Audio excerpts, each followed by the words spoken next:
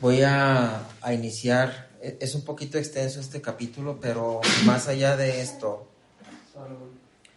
que es el capítulo 4, vamos a empezar un poquito atrás, porque este capítulo enlaza lo que se comentó en versículos anteriores. Entonces, nada más para tener el contexto general de la lectura.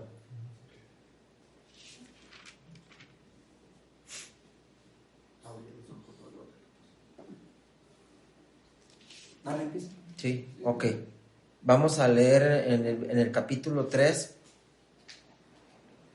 Vamos a empezar desde el 13. Doy lectura, por favor, acompáñenme. Dice,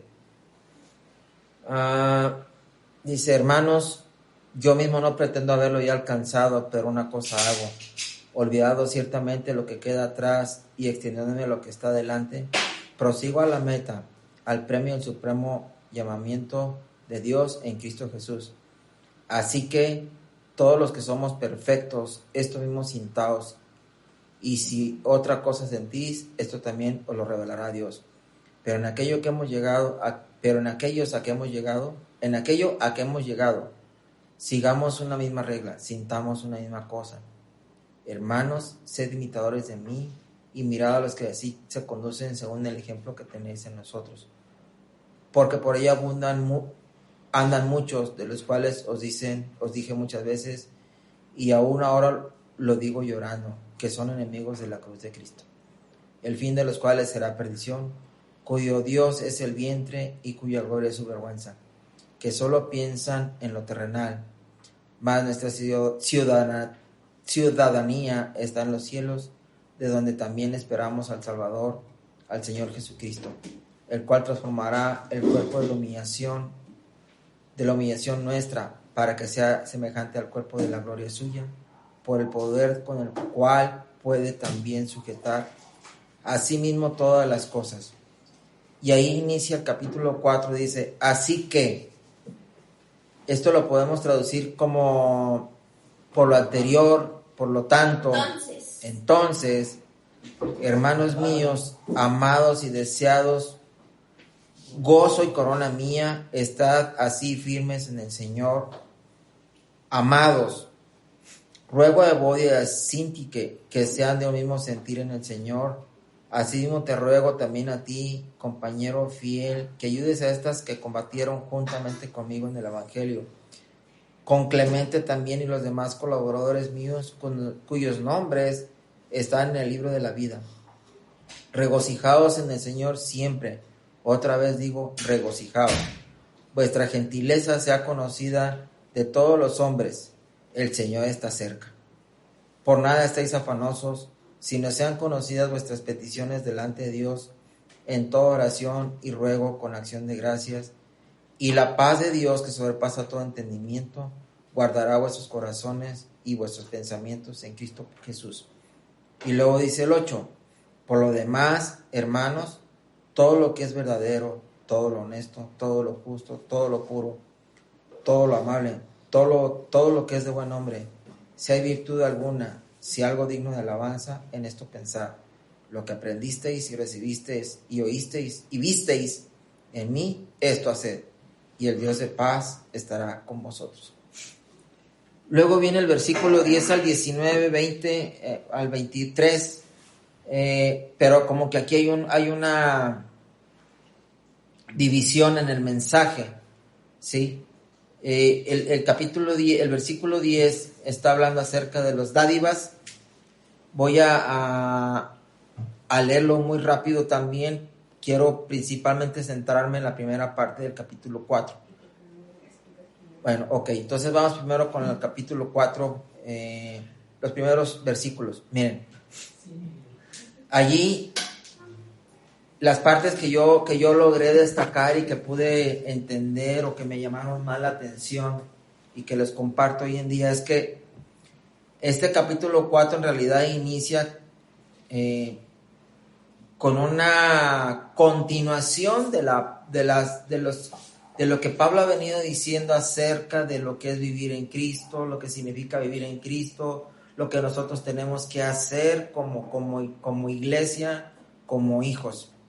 Cuando dice, así que, entonces por todo lo anterior, ahora sigue esto. Y algo muy interesante aquí dice, hermanos míos y deseados, gozo y corona mía, así estad firmes en el Señor. Aquí Pablo está haciendo una invitación a la iglesia que se mantengan firmes. ¿Qué significa que estén firmes?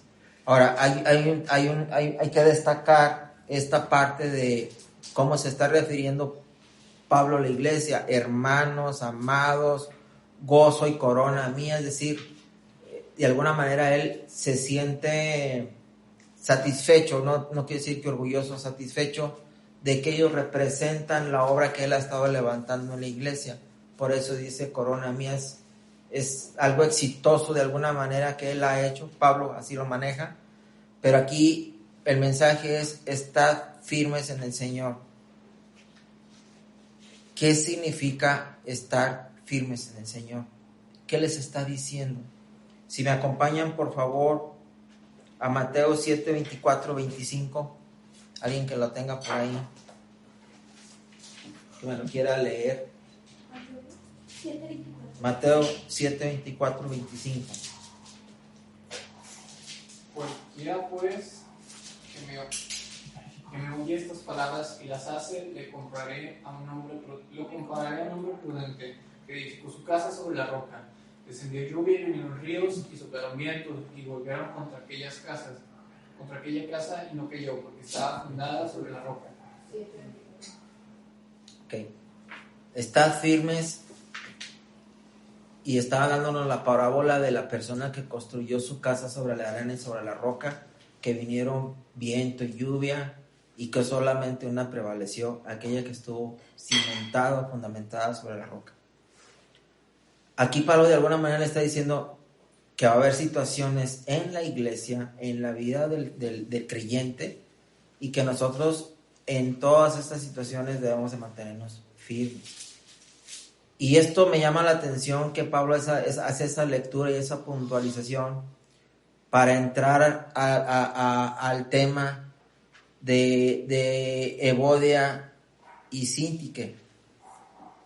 Casualmente a veces en la iglesia podemos nosotros desanimarnos o podemos estar figurando cosas que de alguna manera tambalean nuestra creencia, tambalean nuestra fe, tambalean lo que nosotros profesamos y olvidamos que realmente nuestra visión no está propiamente en los hombres, sino en Dios.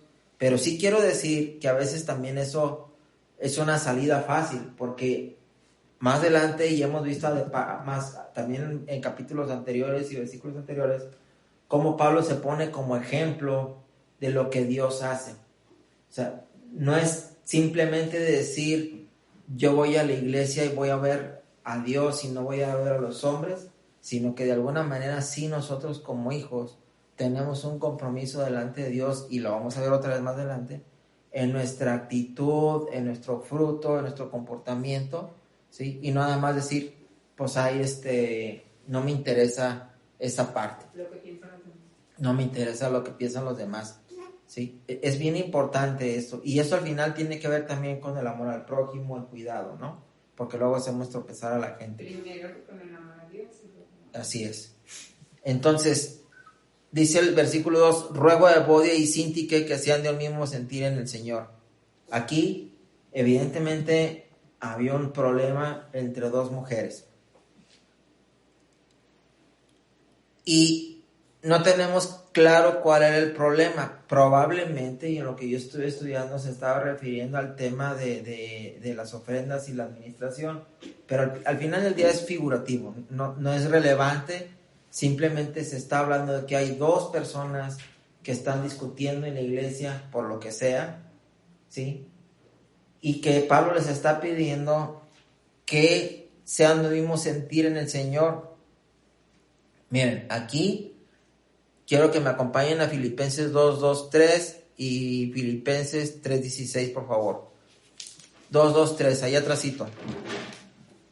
De 2:3 dice: completad mi gozo, sintiendo lo mismo, teniendo el mismo amor, unánimes, sintiendo la misma cosa. No hagáis nada por contienda o por vanagloria, antes bien con humildad, estimando cada uno de los demás como superiores a él mismo. Sí. Y el 3:16, allá del atrásito. Dice: Pero en aquello a que hemos llegado, sigamos una misma regla, sintamos una misma cosa. Miren, aquí Pablo, en esta palabra de ruego, les está haciendo una invitación, una exhortación a las dos personas que están en este versículo, diciendo que sean de un mismo sentir. Pero no está Pablo forzando a que una tiene la razón o la otra, ni está dando lugar a que una tiene más autoridad o tiene razón.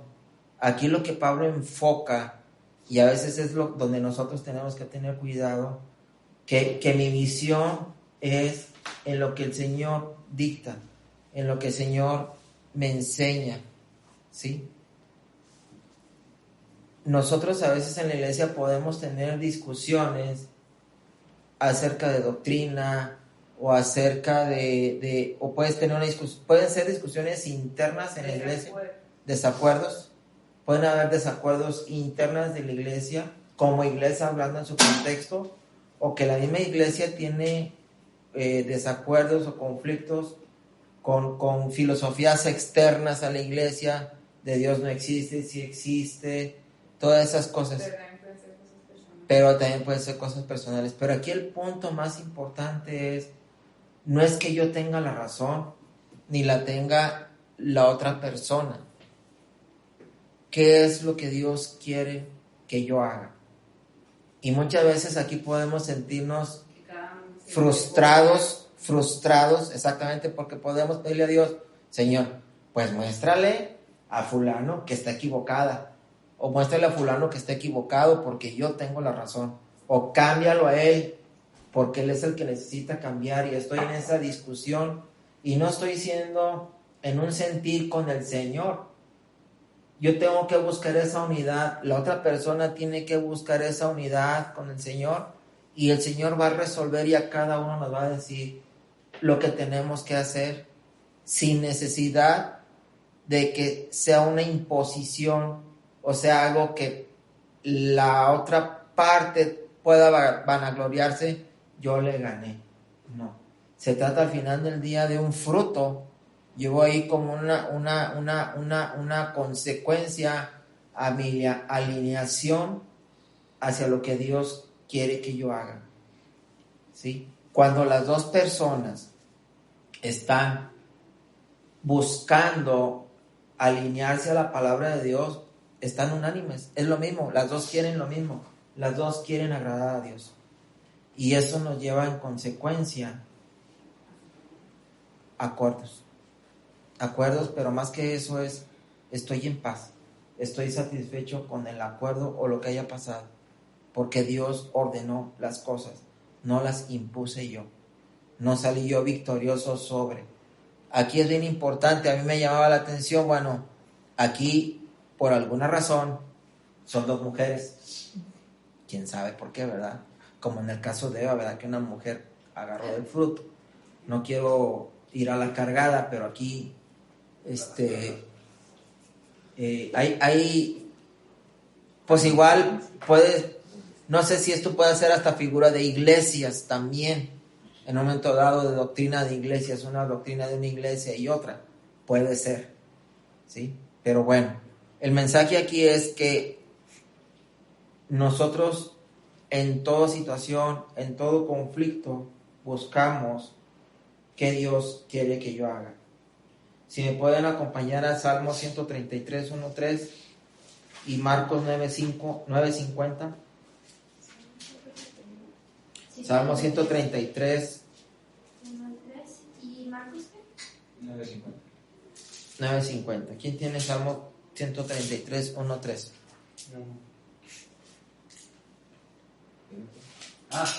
Mirad cuán bueno y cuán delicioso es habitar los hermanos juntos en armonía. Ok.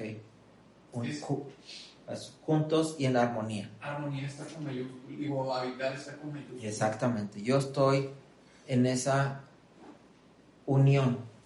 ¿Sí? Puedo estar junto, pero no estoy en esa misma armonía. Por ejemplo, una orquesta, están todos los instrumentos juntos, pero tiene que haber armonía para que el resultado sea satisfactorio. ¿Sí? No nada más cada quien toca por su lado. Están juntos, ahora armonía. Todos caminando, ¿en qué? En servir al Señor. Marcos 9:50.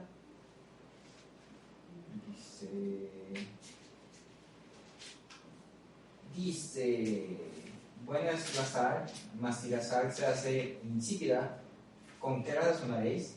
Tened sal en vosotros mismos y tened paz los unos con los otros. Paz los unos con los otros. ¿Sí? A eso está hablando aquí esta parte, y eso es lo que está pidiéndole Pablo a Evodia y a Síntique. Paz, el uno con el otro. ¿Sí? Armonía, habitar juntos en armonía. Dice el versículo 3: asimismo te ruego también a ti, compañero fiel, que ayudes a estas que combatieron juntamente conmigo en el evangelio. Fíjense, ellos tenían conocimiento, habían estado evangelizando, ¿sí? Y estábamos ahí con una situación. Dice, con Clemente también y los demás colaboradores míos, cuyos nombres están en el libro de la vida. Yo subrayé ahí, me pareció muy interesante esa afirmación de parte de Pablo, que los nombres de ellos estaban en el libro de la vida. Y sí se menciona en la Biblia anteriormente. Yo busqué por ahí, y sí hay, por ejemplo, en Ezequiel, Salmos, en Malaquías, se menciona pasajes del libro de la vida. Y en Apocalipsis sí, pero me llamó la atención cómo es que Pablo hace referencia al libro de la vida. ¿Sí? Eso me llamó la atención. ¿Sí? Para mí es destacable esa visión que él tiene, y que yo estoy seguro que de alguna manera esa enseñanza y ese evangelismo que él comulgaba o participaba o compartía era en eso. Por eso decía antes, la meta, sigo a la meta, prosigo a la meta, estoy avanzando, sigo caminando, no he terminado. ¿Sí? En esa visión que aquí él está afirmando. No encuentro en Filipenses, en los capítulos anteriores de Filipenses, esa mención del libro de la vida. ¿Sí? De hecho, ningún evangelio creo se menciona en las cartas anteriores. ¿Sí? Es importante esta revelación de Pablo. Dice, regocijaos en el Señor siempre. Otra vez digo, regocijaos. ¿Qué quiere decir que me regocije? ¿Qué es?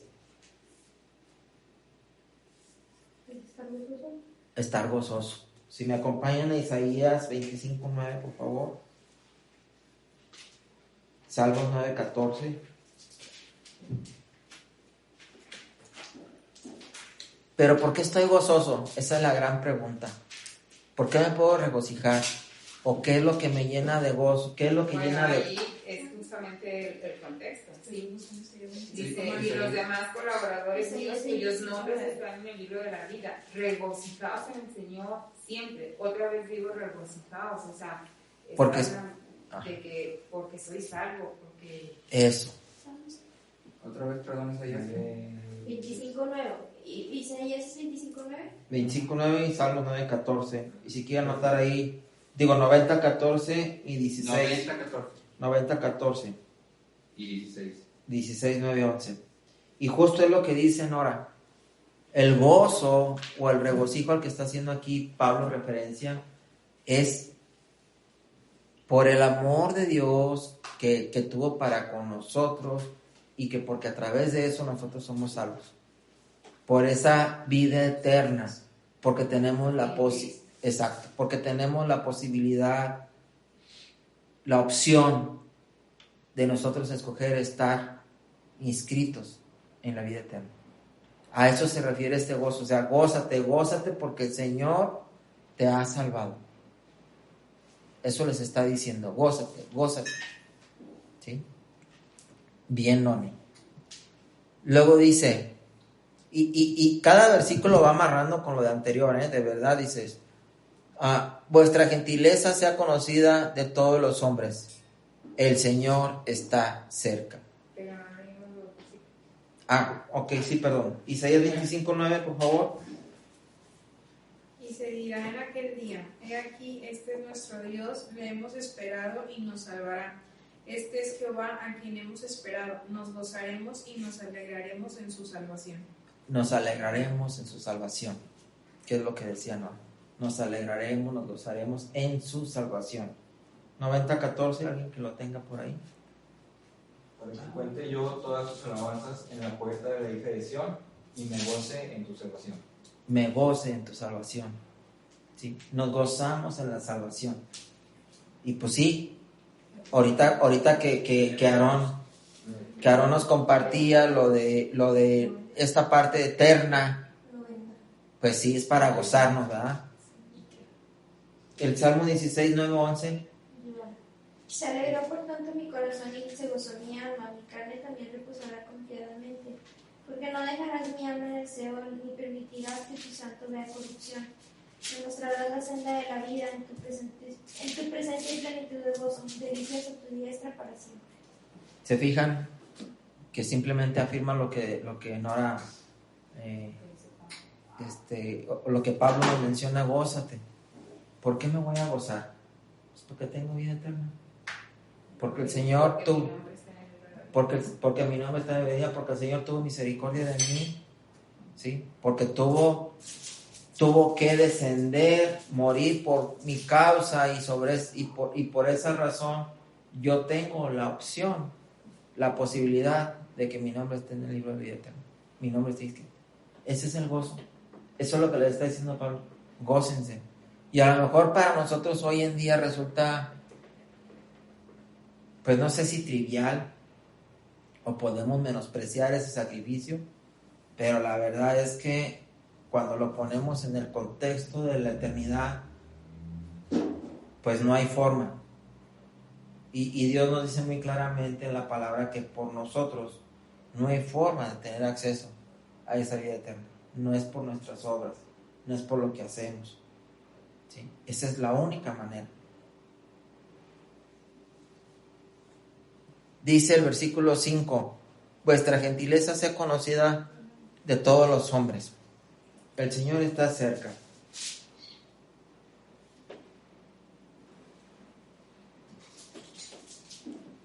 ¿Qué significa gentileza? ¿Qué podemos entender por gentileza? Aquí en esta parte la gentileza se refiere a la firmeza. Se refiere a que yo soy una persona que defiendo el Evangelio, que estoy consciente de lo que tengo que hacer, que comparto el Evangelio, ¿sí? Sí, a eso se refiere. ¿No hace referencia a que ellos eran los gentiles? No. Tiene que ver con amabilidad. En la King James usa la palabra moderación, hablando como de mansedumbre. Mansedumbre, sí. Cuando yo estoy obrando, ¿cómo les diré? No me apasiono, no me arrebato para compartir la palabra, ¿sí?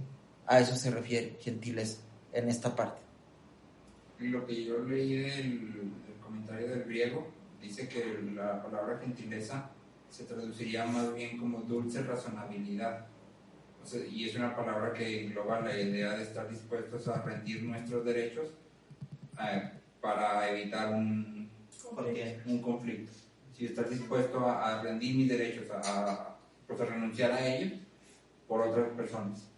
Y se traduciría más como dulce razonabilidad. Y yo leí en un comentario que no defiendo lo mío, más bien defiendo lo de los otros. ¿Sí? A eso se refiere también en otro comentario que yo vi, que no defiendo lo mío, sino lo de los demás. Que no estoy como que no fuera egoísta, digamos. Bien, en el versículo 6 dice: por nada estáis afanosos, sino sean conocidas vuestras peticiones delante de Dios en toda oración y ruego, con acción de gracias. Y aquí yo entendía varias cosas, se las comparto. Primero, afán. ¿Qué quiere decir afanoso? Afanoso, busqué en el diccionario propiamente el significado de afanoso o de afán, y encontré que significa, donde lo dejé, permítanme, aquí. Es que soy muy intenso con algo, que lo ansío, que estoy hambriento, que le pongo toda la pasión a eso que yo pretendo. ¿Sí? Ese es el afán. Entonces aquí yo pensaba, bueno, aquí el Señor me está diciendo que no sea mi objetivo primordial, o que en eso me desgaste todo el tiempo, que esté pensando nada más en eso, que es un deseo intenso de querer algo, que siempre tengo hambre. Y yo ¿cómo se los traduciría? Es decir, hoy por hoy quiero esa cosa, puede ser material. El día que la tengo, ya no me satisface. Sigo teniendo más hambre de otra. Sigo teniendo el deseo de algo más. Y así sucesivamente. Estoy pensando en algo más, en algo más. Y todas mis fuerzas van en ese sentido, porque no me siento satisfecho. Y realmente yo aquí siempre he pensado, bueno, Señor, ¿qué es lo correcto? ¿Qué es lo que debo de hacer? Porque también hay un punto importante que nosotros como hombres, como varones, como cabeza de familia, bueno, yo tengo la obligación, o es parte de mi función, que a través de Dios yo supla las necesidades de la casa. Y yo pensaba, bueno, Señor, ¿en dónde está esa línea de decir, ya esto es afán? ¿Hasta dónde llego? Acompáñenme, por favor, a estos versículos. Mateo 6, 25, 34, por favor. Del 25 al 34. Ajá.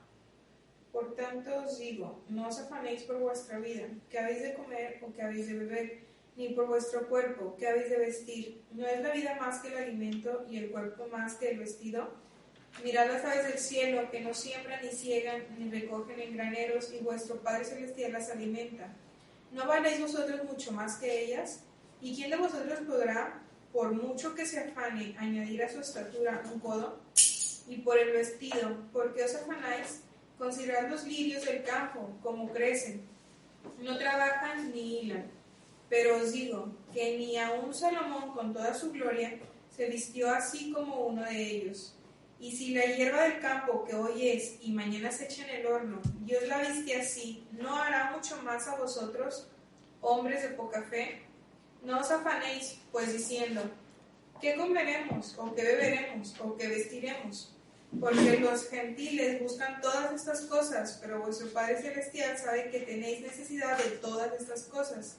Mas buscad primeramente el reino de Dios y su justicia, y todas estas cosas os serán añadidas. Así que no os afanéis por el día de mañana, porque el día de mañana traerá su afán. Basta cada día su propio mal. Ahí en ese pasaje, si se fijan, está hablando del vestido y de la comida, que al final del día son dos de las, yo pudiera decir, necesidades básicas que el hombre tiene: comer, vestir. Y yo he estado pensando mucho en esto, hasta dónde realmente, qué es lo mínimo que yo debería de hacer, qué es lo mínimo que yo debería de suplir, hasta dónde mis fuerzas van a ser para suplir esa necesidad.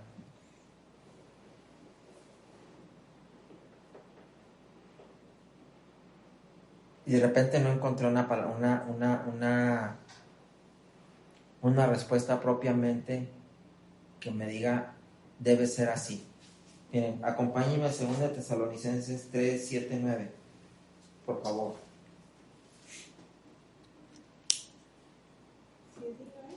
3 del 7 al 9.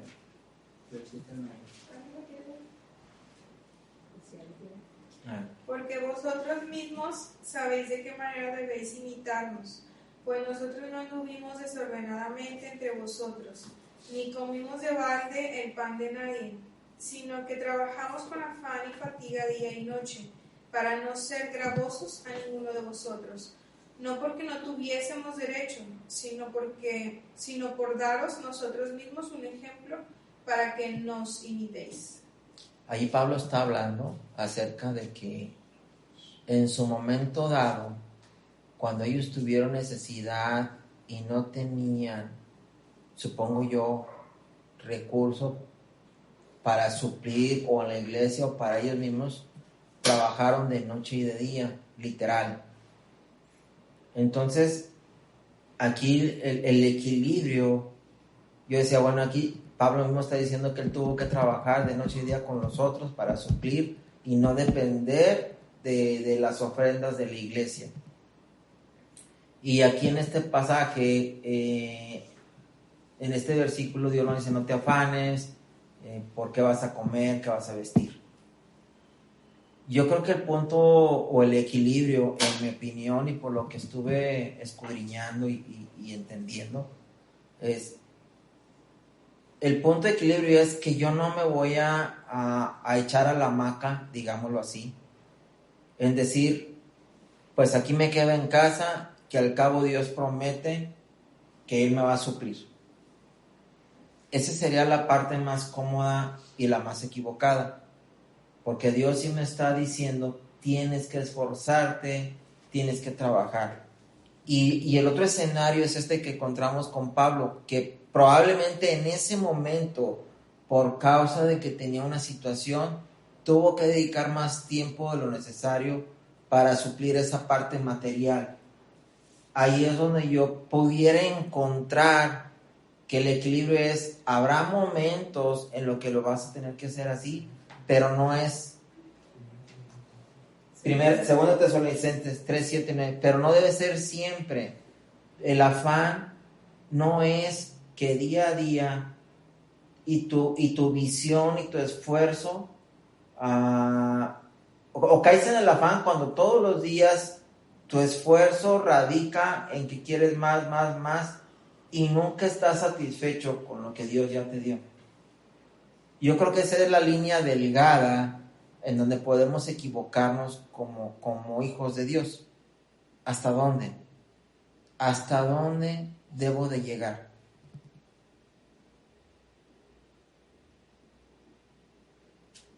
Y yo sí, muchas veces hemos platicado con Nora, bueno, no es que Dios esté en contra de que tengas prosperidad, no es que Dios esté en contra de que tengas abundancia en tu casa. De hecho, Dios es un deseo de Dios, ¿verdad? Que tengamos salud, que tengamos prosperidad. Pero, ¿en qué punto?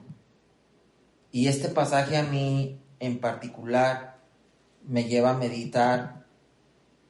Realmente no estoy cayendo en el afán y estoy confiando en que Dios está escuchando mis oraciones. en que Dios va a responder mis oraciones? Porque aquí dice, y si no sean conocidas vuestras peticiones delante de Dios, con toda oración y ruego, con acción de gracias. Yo ya estoy dando gracias de algo que Dios va a hacer. No sé cómo, pero lo va a hacer. O de lo que no va a hacer, o sea... También, por lo que sea, pero Dios va a hacer. Pero si no hace, también por eso doy gracias. Y yo estoy en paz. Aquí la gran enseñanza es: el afán no nos va a conducir a nada. Inclusive podemos ver casos donde el afán, al final del día, sí, tienes cosas materiales, tienes muchas cosas, pero no hay paz. No hay paz. ¿Sí? Y pues no sé si quieran comentar algo de aquí, de esta parte en particular. Bueno, en esto que dices de que Dios desea nuestra prosperidad, ahí donde menciona en Juan, que dice: amado, yo deseo que tú seas En todas las cosas. En todas las cosas y que tengas salud. Así como prospera tu alma. Sí. Aunque pareciera que está al final esa parte. Esa es la primera. En realidad, Sí. prioridad es primero. Sí. Sí. En ese enfoque de que primero debe prosperar tu alma, entonces, ¿qué es prosperidad? Sí, o sea, ¿qué prosperidad es lo que está mencionando ahí? La prosperidad yo creo que tiene que ver con...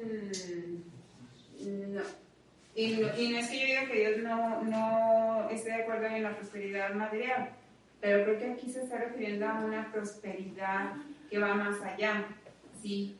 A logros, a metas, a un avance, a ir alcanzando una madurez espiritual. Sí, sí.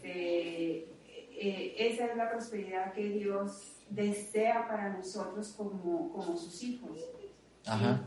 En cuanto a las cosas materiales, en Eclesiastés Dios menciona que el don de Dios, o sea, el regalo de Dios en cuanto a esta cuestión material, no es en sí lo material, sino el contentamiento.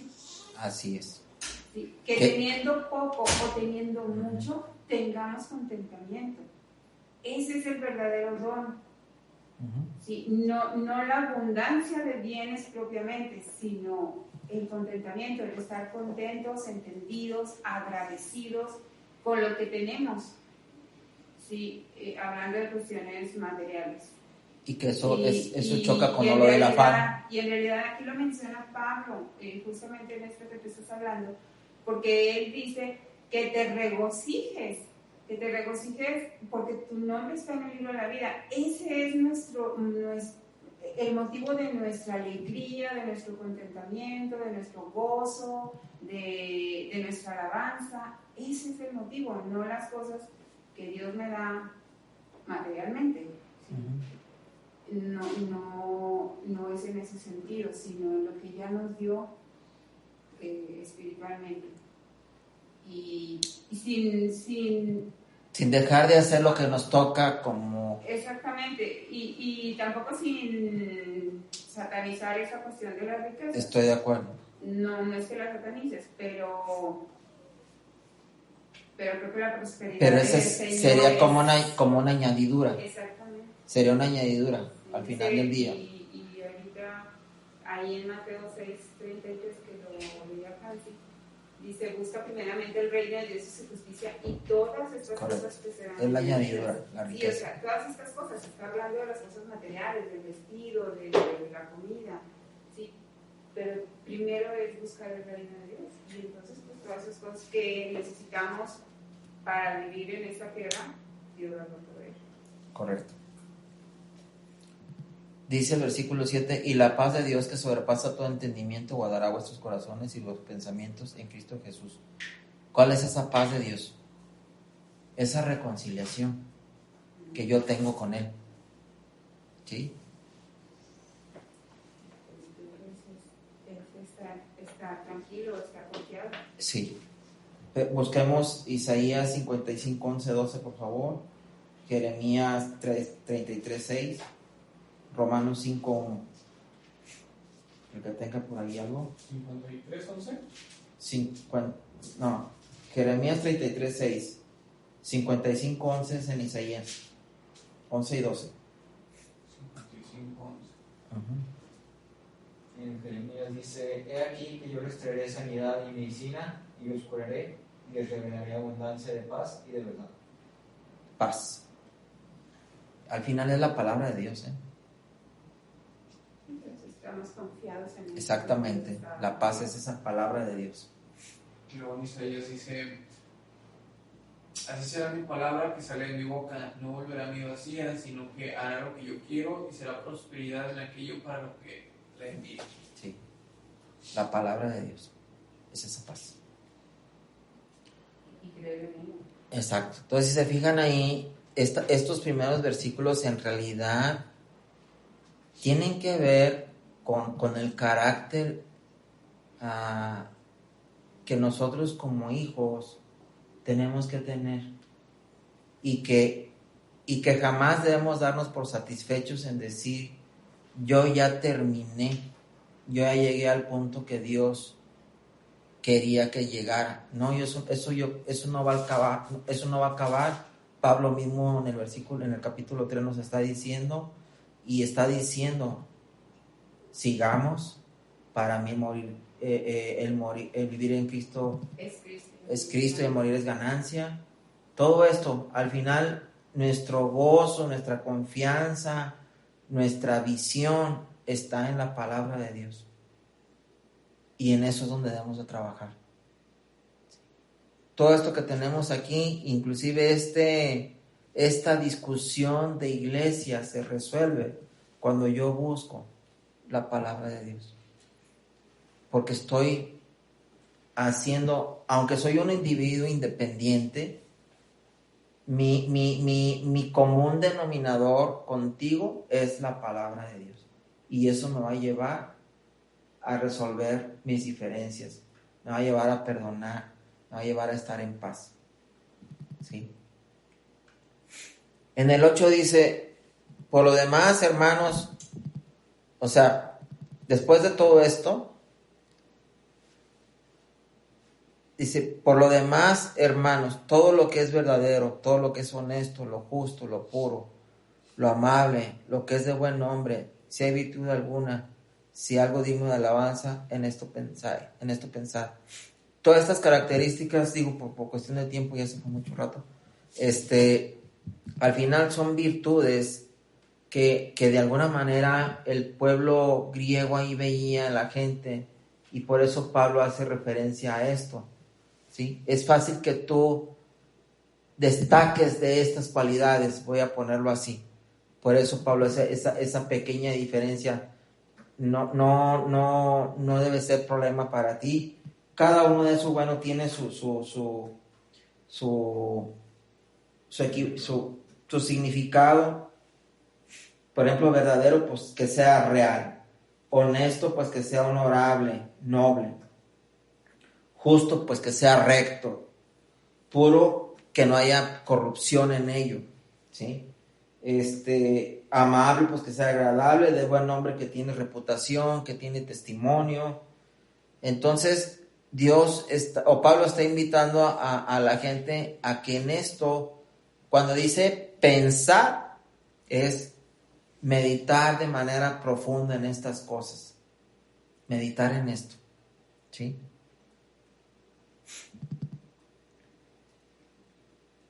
Y aquí lo que les decía al inicio: lo que aprendisteis y recibisteis y oísteis y visteis en mí, esto haced, y el Dios de paz estará con vosotros. Y ese es el gran reto, al final del día, el testimonio. Yo de verdad digo, híjole, que yo diga lo que vistes en mí, lo que oíste de mí, o lo que yo te dije, lo que yo te di, pero más lo que vistes en mí, digo, no, pues sí está medio complicado. El reto es importante, porque a veces nuestras acciones no son las correctas. Y como seres humanos nos equivocamos. Hoy me enojo porque pasó la mosca, mañana no. Hoy me enojo porque fulano sotano hizo algo y otro día no. Entonces, híjole. Pero los demás están viendo mi testimonio, están viendo mi comportamiento. Qué gran reto y qué gran responsabilidad de verdad tenemos en esta parte cuando queremos que la palabra de Dios se extienda. Y Pablo, sin vanagloriarse, pues se pone como una figura. Esto yo hice, así que ustedes lo pueden hacer, en pocas palabras. Bien, esta es la parte del 1 al 9. En la parte del capítulo 4, del 10 al 20, están hablando, dice el encabezado de esos versículos, dice, dádivas a los filipenses. Pero Pablo, al final del día, están hablando acerca de las ofrendas. Y están hablando acerca de cómo alguna iglesia sustentó a Pablo. Pero Pablo les está diciendo, el mensaje central es, yo sé vivir en riqueza y sé vivir en escasez. Y tengo contentamiento en los escenarios. ¿Sí? No quiero entrar tanto al detalle, digo, pues ya ahorita ya se fue un poco el tiempo. Pero ese es básicamente, pero me parece a mí más importante esta primera sección del capítulo 4, donde el reto realmente hacia nosotros es la parte espiritual, la parte de fruto, la parte de testimonio. Ese es el reto que nosotros como iglesia hoy por hoy tenemos. Bueno, con eso cerraría. No sé si tienen algún comentario o algo. Yo quiero comentar de esta última parte que mencionaste del versículo 8 y 9, 4, 8 y 9, por los más hermanos, todo lo que es verdadero, todo lo honesto, todo lo justo, todo lo puro, todo lo amable, todo lo que es de buen nombre. Si hay virtud alguna, si algo digno de alabanza, en esto pensar. Dice, lo que aprendiste y recibiste y oíste, y visteis en mí esta sed, y el Dios de paz estará con vosotros. Yo creo que aquí es muy relevante, aunque tiene un subtítulo antes del versículo 8. Sí, en esto pensé, sí. Creo que está pues ligado con los anteriores, donde está hablando de no afanarnos, ¿sí? Sí. Y de la paz. Y en el 9 vuelve a mencionar la paz. En la psicología, la práctica ante situaciones de estrés, de ansiedad de la gente, ¿sí? Llevan a la persona a meditar en todo lo bueno que tiene, para de esa manera la persona pueda darse cuenta, porque cuando estamos en esta parte negativa de pensar que todo está mal, que no tenemos el control, que estamos en una necesidad, que cómo se va a resolver, no tenemos idea de cómo se va a resolver, entonces dirigen a la persona hacia esta parte que pareciera que está en control y que todo está bien, y de esta manera la liberan de la carga de estrés o depresión que pueda traer. Sí, en la psicología es utilizado esto, y en la psicología como profesión y en la psicología barata que vemos de la cuestión de neurolingüística, declara todo lo bueno, declara lo que quieres que te suceda y entonces va a pasar, y bueno, de esa manera reenfocan a la gente en lo positivo, apartándola de lo negativo, y eso trae una sensación de paz, de liberación, sí, de paz. Uh-huh. Sí, pero realmente aquí es muy importante, ahora sí que sabemos que Satanás imita, ¿sí?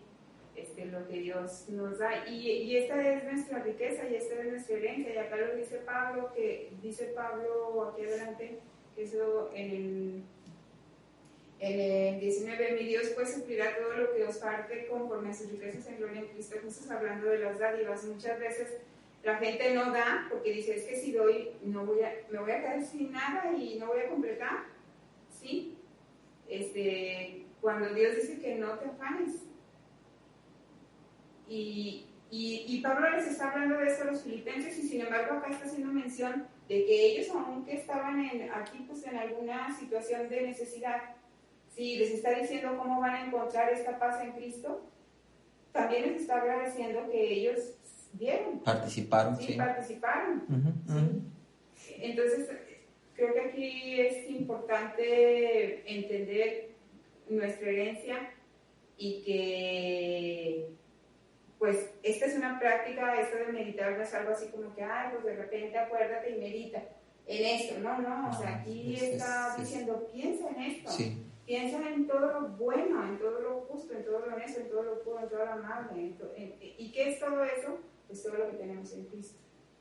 ¿Sí? Y entonces esa paz que necesitamos, pues va a llenar nuestros corazones, y el Dios de paz se va a manifestar a nosotros porque vamos a experimentar su presencia en ese agradecimiento por todo lo que tenemos en Él. Así es. Como sus hijos. Aaron. Yo quisiera comentar nomás de la última parte que casi no comentaste.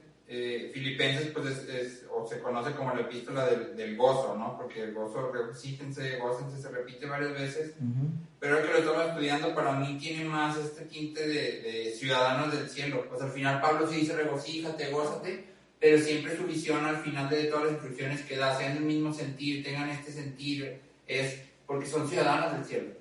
Sí. Y en la última porción de Filipenses 4, en el 11, dice, no lo digo porque tenga escasez, pues he aprendido a contentarme, cualquiera que sea mi situación. O sea, he aprendido a contentarme. Entonces, muchas veces creemos que el contentamiento es algo que va a llegar de Dios así de repente. Si un día me voy a levantar y ya estoy contento, y ya voy a tener contentamiento porque Dios de repente me lo puso. O sea, no. Pablo dice, he aprendido a contentarme. Entonces, yo también tengo que aprender a contentarme, como lo acaba de comentar mi mamá, pensando en todo lo bueno, todo lo justo, todo lo amable, todo. O sea, pensando en eso y confiando en la palabra, voy a aprender a contentarme. O sea, es algo que yo tengo que hacer.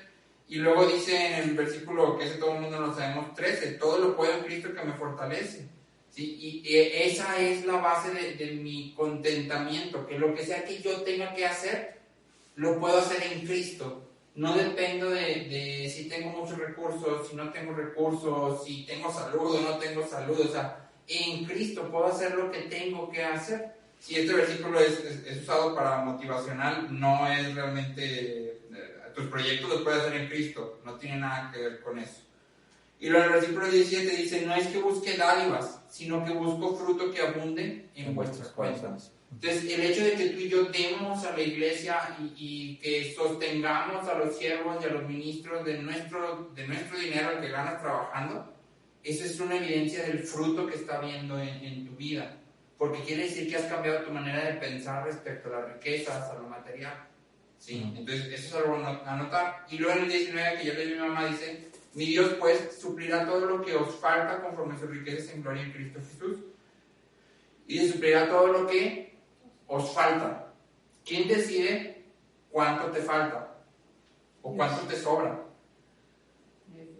Dios. Entonces, porque ahorita hablamos de la prosperidad y que Dios, buscar primero el reino de Dios y todas estas cosas serán añadidas. Sí, pero van a ser añadidas o se te van a dar conforme a lo que necesitas. Sí, es lo que Dios determina. Exactamente, lo que Dios determina. ¿Qué necesitas tú para cumplir el propósito de Dios en tu vida?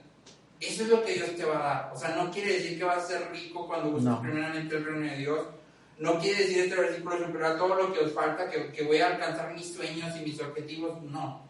Dios te va a proveer de lo necesario para cumplir su propósito. Si eso significa que tengo que ser pobre, pues voy a ser pobre, pero voy a aprender a contentarme y voy a poder alcanzar lo que Dios ha dispuesto que yo alcance. Entonces, como para cerrar Filipenses, que aquí terminamos, creo que es muy importante entender esto. Somos ciudadanos del cielo y entonces nuestra mentalidad y nuestra visión tiene que estar en esa parte. Yo estoy viendo lo eterno, no estoy viendo lo de aquí, lo de hoy, o sea, esto no importa, esto se va a acabar. hay algo más allá, ¿sí? ¿Y qué estoy haciendo respecto a esa eternidad? ¿Sí? ¿A qué tanto le estoy dedicando en mi vida al eterno? ¿O me estoy preocupando por aquí?